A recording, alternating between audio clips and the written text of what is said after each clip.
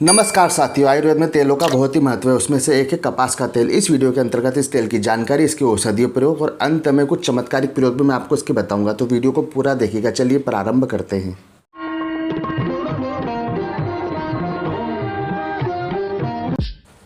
कपास का परिचय भारतीयों को अति प्राचीन काल से ही है। यही कारण है कि अनेक प्राचीन एवं पौराणिक ग्रंथों में कपास का उल्लेख हमें मिलता है। कपास का पौधा 1 से 2 मीटर ऊंचा होता है।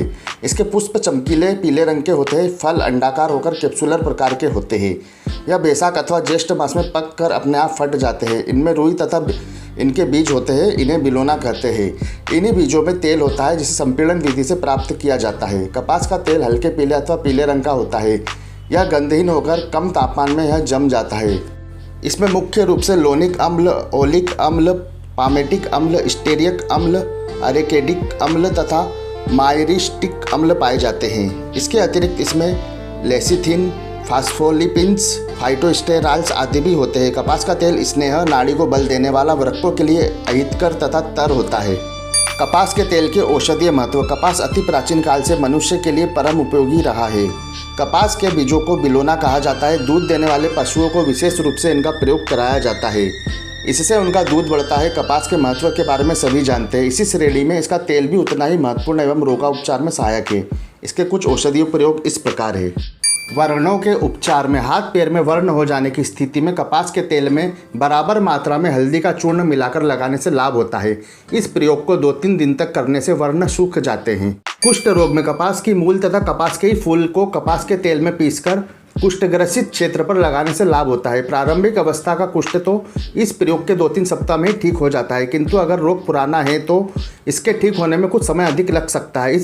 इस मिश्रण को प्रभावित क्षेत्र पर लगाकर ऊपर से रुई लगाकर पट्टी बांध देनी चाहिए। घाव हो जाने पर, शरीर में कहीं भी घाव हो जाने पर थोड़ी सी रुई जलाकर उसकी राख बना ले। इस राख को कपास के तेल में मिलाकर एक प्रकार का पेस्ट बना ले। इस पेस्ट को घाव में भर दे। ऐसा करने से घाव सूख जाता है तथा कुछ ही समय पश्चात ठीक हो जाता है, किंतु शुगर के रोगियों को घाव पर इसका प्रभाव पड़ते हुए नहीं देखा गया है। इसलिए शुगर के रोगी इसका उपयोग नहीं करें। प्रवाहिका रोग में बिना दूध की 1 प्याला चाय में 2 बूंद कपास के तेल को मिलाकर पीने से बहुत लाभ होता है। प्रयोग 2-3 दिन तक सुबह के समय करना होता है। मासिक धर्म की गड़बड़ी में 1 बतासे में 2-3 बूंद कपास के तेल की डालकर ऊपर से थोड़ा सा गर्म दूध पीने से लाभ होता है। प्रयोग 2-3 दिन तक करना पर्याप्त है। कपाल के कुष्ठ पर, कपाल के थोड़े से तेल को छाछ के साथ मिलाकर पका ले। इस पके हुए मिश्रण को कपाल के कुष्ठ पर लगाने से लाभ होता है। उक्त प्रयोग में जितनी छाछ ली गई हो उससे आधी मात्रा में कपास का तेल लेना चाहिए। श्वेत प्रदर तथा योनि संकोचन हेतु, अनेक महिलाओं को श्वेत प्रदर की शिकायत होती है। अनेक महिलाओं की योनि ढीली होती है। ऐसे किसी भी मामले में यह प्रयोग बहुत ही लाभदायक सिद्ध होता है।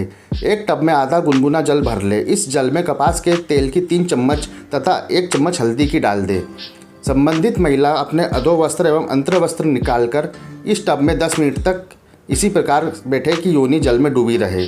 इस प्रयोग को नित्य कुछ दिनों तक संपन्न करने से योनि संकोचन होता है। योनि की दुर्गंध दूर हो जाती है। श्वेत प्रदर एवं अंतर्जनन में परम लाभ होता है। चमत्कारिक प्रयोग। छोटे बच्चों को प्रायः 1 वर्ष की आयु के भीतर अनेक प्रकार की मातृकाएं अथवा दुष्ट हवाएं परेशान करती है।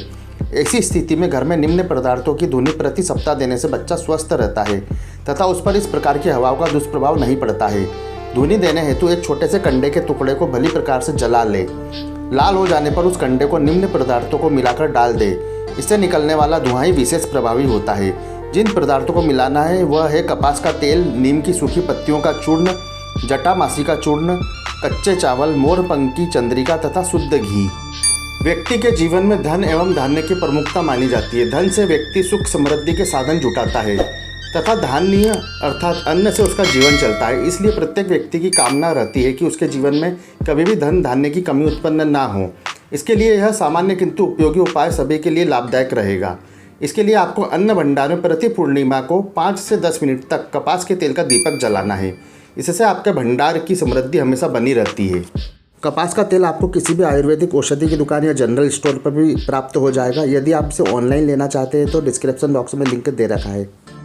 यह सभी जानकारी निरोग दुनिया प्रकाशित चमत्कारिक तेल पुस्तक से ली गई है। यदि यह जानकारी आपको पसंद आई है और इस प्रकार तेलों की जानकारी आप और प्राप्त करना चाहते हैं तो हमारे चैनल आयुर्वेद के पन्नों से जुड़ें।